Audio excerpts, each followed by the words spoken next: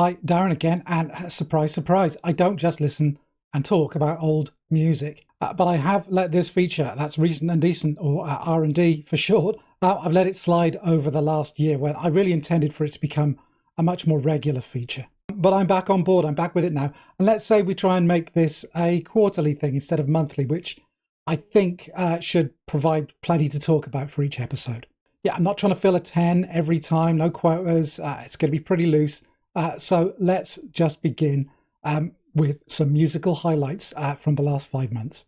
First up, on my feature presentation, if you like, and for me, it's easily the best new album I've heard in quite some time, and that is Protomartyr, Formal Growth in the Desert. So Protomartyr, yeah, a band I've been aware of for a while without ever really giving them too much of a second thought, and really more fool me, because this is a fantastic album and it's the band's 6th since their debut in 2012. It's dark, deceptively complex, post-punk influenced art rock, by turns kind of grimy and downcast, and then huge and filmic. I hear strong soundtrack elements on Formal Growth. I hear pedal steel, kind of washy, spooky keyboards that recede and swell in places. It's all extremely atmospheric. Nonetheless, the guitar, kind of bass, drum core of the music is very strong, very tricky rhythms and patterns, heavy on those, clicky little rim shots and toms, pretty gothic sounding maybe. Those clanking, stabbing guitars, a very fluid bass as well, flipping between a kind of a pin down roll and that lead kind of sound from song to song. Yeah, and on top of it all, Joe Casey's vocals and lyrics, this haranguing, semi-spoken style, pitching somewhere around about, kind of a snarling Midwestern Marquis Smith. I even hear little hints of kind of that Shane McGowan drawl from the Pogues every once in a while. But there's kind of a dialed back crooner hiding in there somewhere in Joe, in the more explicitly sung parts. This kind of recessed baritone that curls around the edges of the melodies in a very soothing, a very human, a very fragile way, which throws the kind of the barked, those snarled spoken sections into very welcome relief. Wonderful lyrics too, touching and reflecting on the personal, the local, the political, whilst incorporating literary, mythological, kind of less tangible elements. Yes, Formal Growth in the Desert has really done a number on me. It's easily the best new music I've heard so far this year, and I clearly have a lot of catching up to do with Protomartyr. I'm even trying to figure out a way to get to see them when they tour here in the UK next month. It's a possibility anyway. Yeah, key tracks here for me. Elimination Dances is this cool, very dark, circling number that sticks hard with you. Fun in High School is a dark kind of meditation on the passing of time and the long shadow cast by the best of times being your school days. And 3800 Tigers mixes up these images of wild animals, of extinction, along with Joe's kind of beloved Detroit Tigers. It's a very, very cool song. Yeah, I think this is just a flat out great record. I love it. Second up, I've got the debut and self-titled album by House of All. So billed as a Fall family continuum, this is the first release from ex-Fall members Martin Brammer, Steve Hanley, his brother Paul Hanley, Cy Wollstonecroft, and Pete Greenaway. And it would be all too easy, too lazy to write this off as some kind of revival or tribute deal, with the full name attached. And that really couldn't be further from the truth. So Marquis Smith was the vocal, the lyrical, the aesthetic centre, if you like, of the Fall. But in that role, as a kind of a band leader, he had to call on the musicians around him to, summon forth the full sound in his head.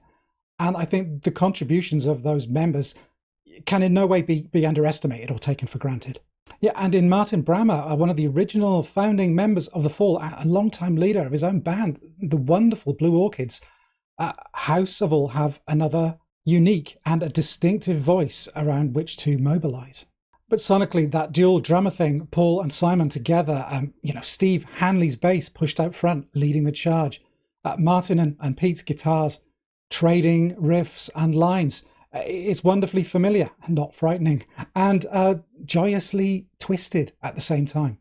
And Martin Brammer's tumbling, kind of non sequitur lyrics are all their own thing. None of that kind of orchestrated, splenetic kind of drama of Marquis Smith, but this kind of deftly playful, sweet, funny prose. Yet his words dovetail so naturally with the music that, any suspicions of pastiche or tribute are dispelled within seconds. In fact, with those, slightly baroque, slightly psychedelic keyboards piercing the mix with regularity, there's as much Blue Orchids here as there is The Fall, which, given the participants' credentials, is completely to be expected, and at the same time, an absolute treat. It finds a sweet spot in that continuum that neither band ever reached under their own steam. Favourite tracks? The stumbling kind of to and fro of Harlequin Duke. There's that lopsided 5-minute grin of Magic Sound, and this menacing acid Motown stomp of There's More. And here's hoping there is more from House of All, because this is great stuff. There's not a single point where you think, what would Mark have done here? It's all its own thing, and a very fine thing it is too. And third up, I've got Food for Worms by Shame. Yeah, I've talked briefly about Shame before. It was towards the end of my 21st Century Artist video from last year. And this album is the follow-up to 2021's Drunk Tank Pink, which is a record that I liked a lot. And Food for Worms is kind of more of the same. They're definitely pushing their post-punk influences into some slightly different shapes. And when it works, it really works. Tracks like Alibis and The Fall of Paul, channel some serious post-hardcore energy, copying a little of that, difficult period Fugazi to my ears.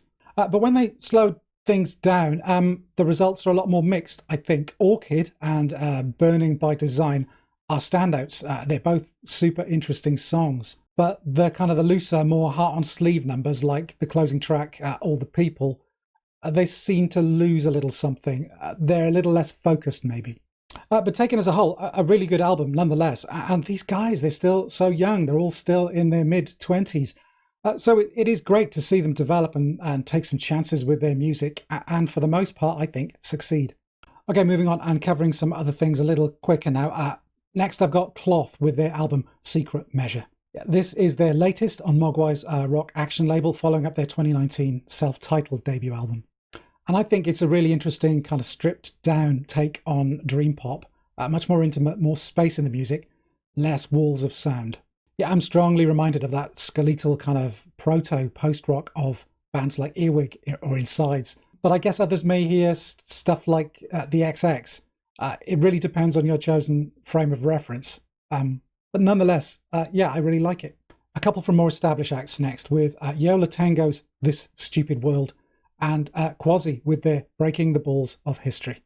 And I'm not going to spend long talking about these because they really are more of the same from, some old hands at this kind of thing. With Yola Tengo, This Stupid World feels a little looser and jammier than they've been of late. Pushing into that kind of frothier, repetitive, Velvet Underground pop angle that they've always had. The James McNew song here, tonight's episode, is a personal favourite of mine.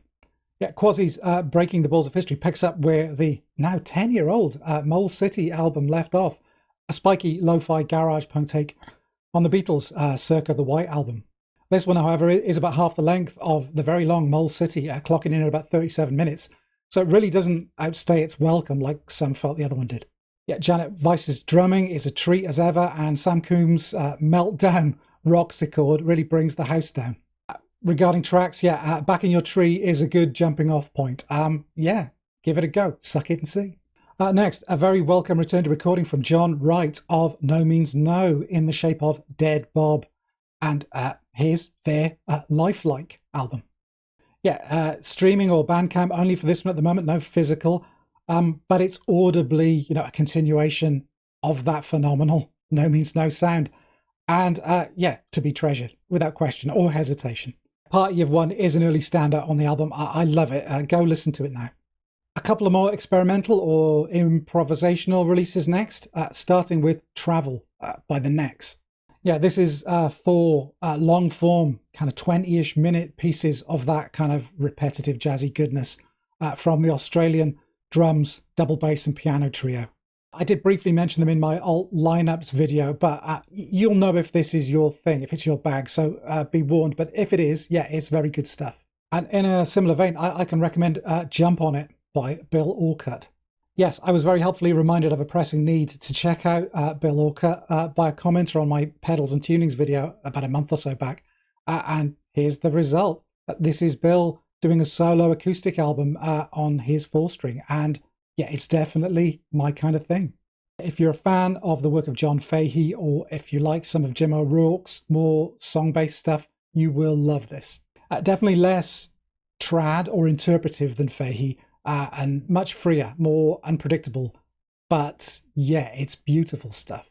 And my final recommendation from the last 5 months or so here is from Flasher, a band I've talked up before. They released a lovely EP earlier this year, the 4-track In My Myth. And it continues their airy kind of melding of DC post-hardcore derived structures and melodies with a kind of a very new kind of clean studio pop sensibility and a handful of shoegaze or dream pop sprinkles on top. Yeah, the opening track, Eastern Avenue, is lovely. So any other business? Well, reissues. I was pretty hot on last year's Luke Haynes and Peter Buck album, All the Kids Are Super Bummed Out. Well, I found that Cherry Red have recently reissued on CD, vinyl heads, the entire back catalogue of the Auteurs in a handy box set called People Round Here Don't Like to Talk About It.